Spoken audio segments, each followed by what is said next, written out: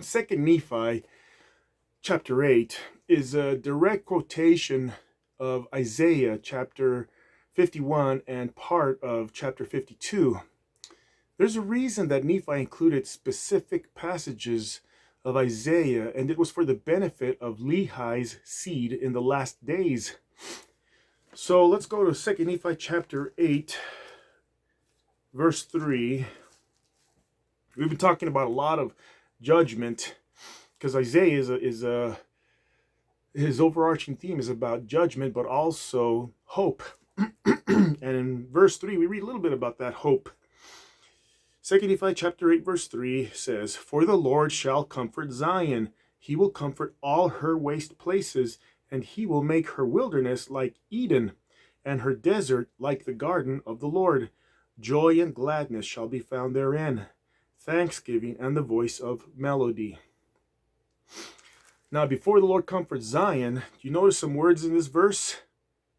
He will comfort all her waste places.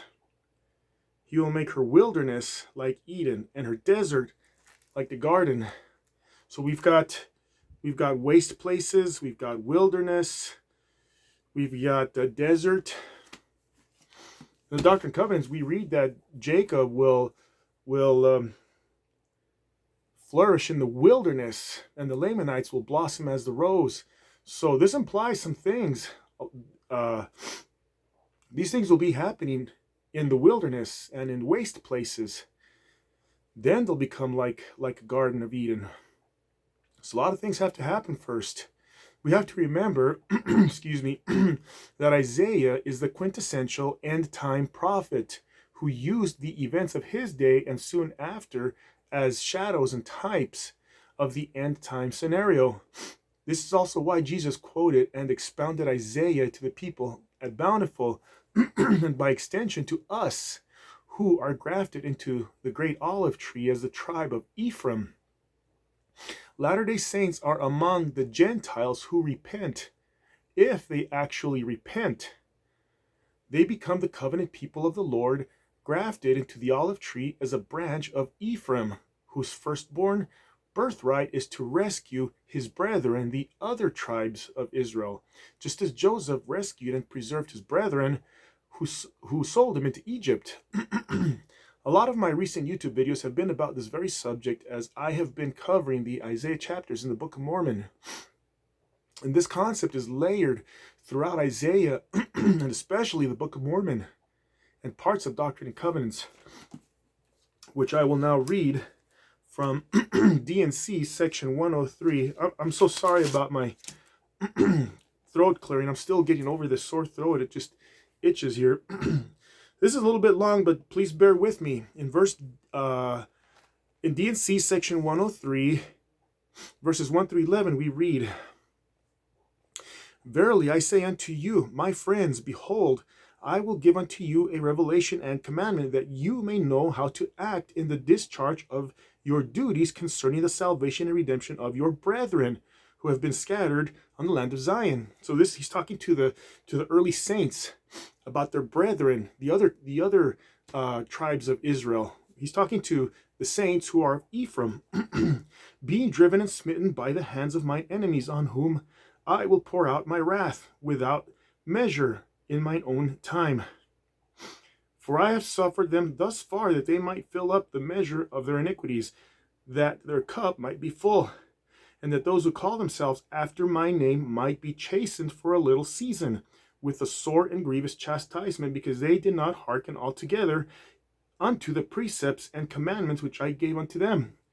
So Joseph Smith was taken, and the saints ended up being driven into the wilderness, suffered a lot, settled in the Utah Salt Lake Valley.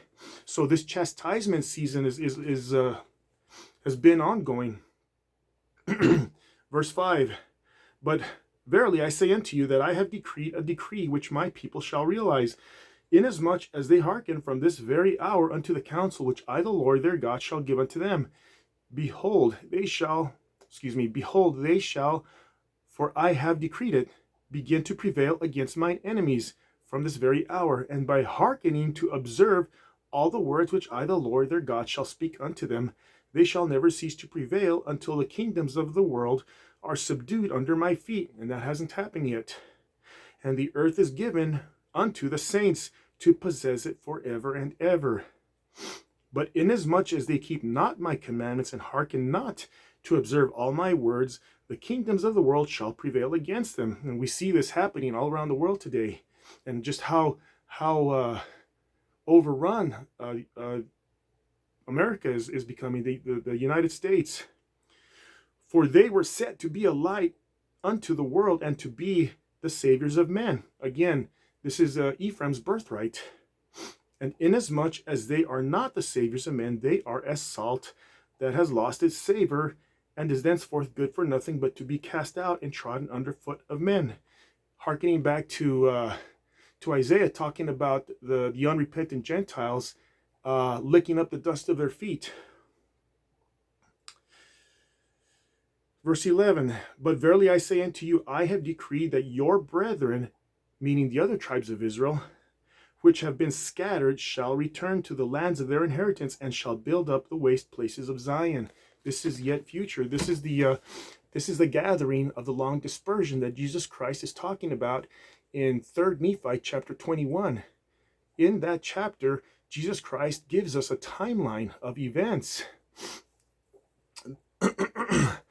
The repentant Gentile kings and queens as Ephraim's birthright, who become the nursing fathers and mothers of their scattered brethren, who are the other tribes of Israel and also the Lamanites, will be preserved, while the rest of the unrepentant Gentiles will become as salt that has lost its savor and is good for nothing, but to be trodden underfoot of men.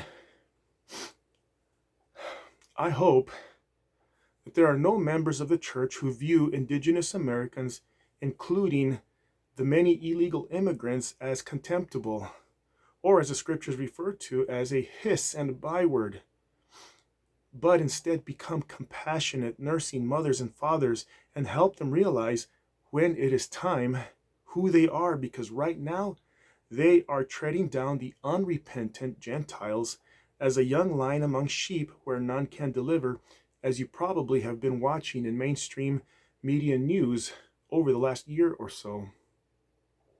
Remember that the Book of Mormon was written first and foremost, as Moroni wrote in the title page, to the Lamanites.